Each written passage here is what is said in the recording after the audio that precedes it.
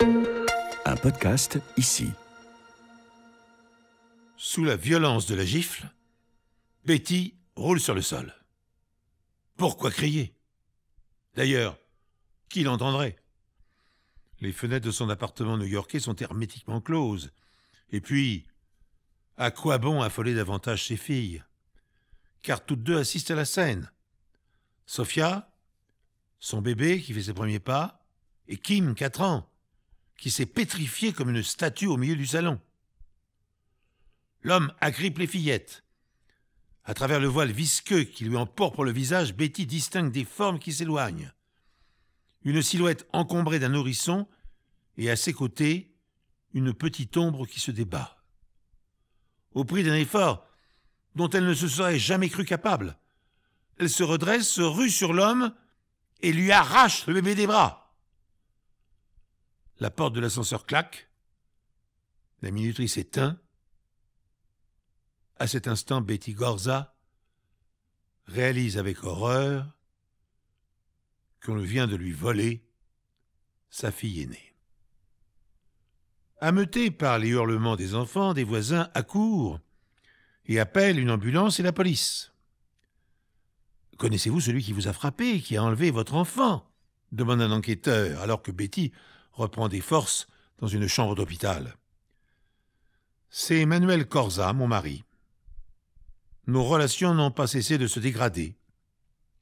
Je suis infirmière, le soir, quand je rentrais tard, il était jaloux, violent, incontrôlable. Aviez-vous entamé une procédure de divorce? Non.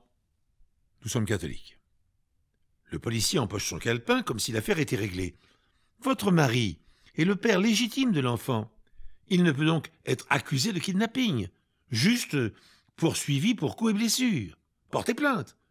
Je la transmettrai aux autorités compétentes. » Et durant des mois, Betty jongle entre ses horaires de travail et la garde de Sophia.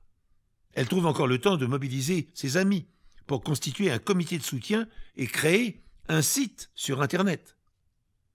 3 années s'écoulent ainsi, jalonnées de fausses pistes et d'espoirs déçus. Betty obtient le divorce par contumace et la garde exclusive des enfants. Ainsi, à l'accusation d'agression s'ajoute maintenant le kidnapping et la séquestration. Piètre consolation pour une mère brisée. En 2001, Betty tente une ultime démarche. Elle contacte John Walsh, le producteur de l'émission de télévision America's Most Wanted. Les personnes les plus recherchées d'Amérique. Ce programme a déjà contribué à une 15aine d'arrestations spectaculaires. C'est parce que j'ai un secret que je veux participer à votre émission, déclare d'emblée Betty au producteur. Ce dernier hésite. Un flot de sentiments contradictoires se bouscule dans sa tête.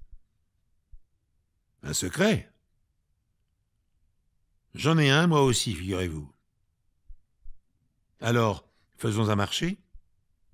Si vous parvenez à retrouver ma fille, nous nous révélerons mutuellement nos secrets. Et 1 mois plus tard, John Walsh évoque l'affaire Corza dans son émission.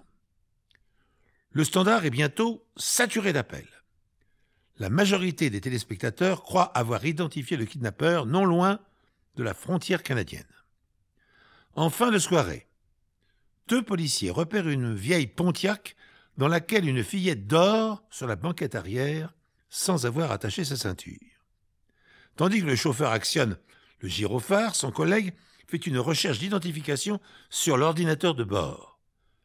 La Pontiac appartient à un certain Manuel Corza. Le lendemain, à l'aéroport JFK, Betty Fox, accompagnée de John Walsh et d'une équipe de tournage, attend l'arrivée de sa fille et dès qu'elle l'aperçoit, elle se jette à ses pieds. « Kim, je suis ta maman. Je t'aime, mon ange. » Quelque chose d'imperceptible flotte dans le regard méfiant de la fillette. Mais cette voix, elle ne l'a pas oubliée. Tout comme elle n'a pas oublié non plus ce mot magique « maman ». Alors, sans hésiter davantage, elle noue ses bras autour du cou de Betty et l'embrasse à en perdre le souffle. Dans la voiture qui roule vers New York, John Walsh, bouleversé, se confie pour la première fois à une presque inconnue. Mon fils Adam a été assassiné par un drogué quand il avait 6 ans. Et c'est en sa mémoire que je produis cette émission. À votre tour maintenant de me confier votre secret. Oh, le mien est beaucoup plus banal, murmure Betty. C'est un secret de mère, une intuition, une conviction inébranlable. J'ai toujours su, au fond de mon cœur, que ma fille était vivante et qu'elle attendait que je la retrouve.